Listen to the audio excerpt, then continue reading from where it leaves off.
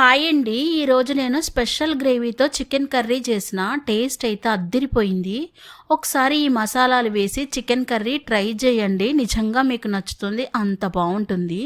దీనికోసం 1 KG chicken తీసుకున్నా. ఒక గిన్నెలో 1 టేబుల్ స్పూన్ పుచ్చగింజలు, 10 జీడిపప్పు పలుకులు, 1 టీ స్పూన్ గసగసాలు, చిన్న పచ్చి కొబ్బరి ముక్క నిలువుగా కట్ చేసుకొని వేసి వాటర్ పోసుకొని 1 గంట సేపు నానబెట్టుకోవాలి.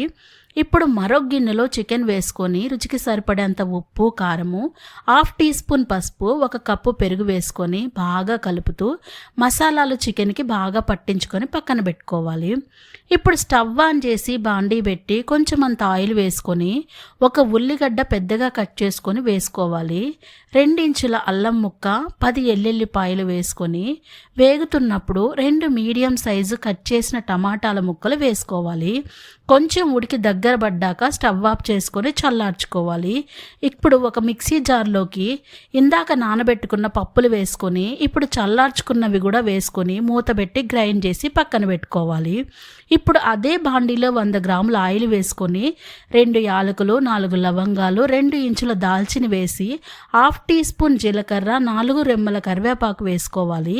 ఇప్పుడు మ్యారినేట్ చేసి పెట్టుకున్న చికెన్ వేసి మంచిగా కలుపుకొని మూత పెట్టి 20 నిమిషాలు మీడియం ఫ్లేమ్లో ఉడికించుకోవాలి.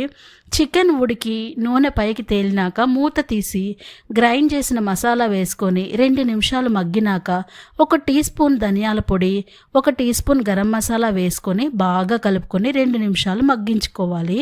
ఇప్పుడు మిక్సీ గిన్నెలో కొంచెం వాటర్ వేసుకొని గ్రేవీని అడ్జస్ట్ చేసుకుంటూ కూరలో వేసుకొని మూతబెట్టి 2 నిమిషాలు 3 నిమిషాలు ఉడికించుకోవాలి.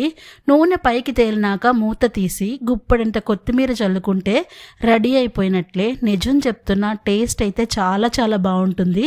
నచ్చితే లైక్ చేసి సబ్స్క్రైబ్ చేసుకోండి. Thank you.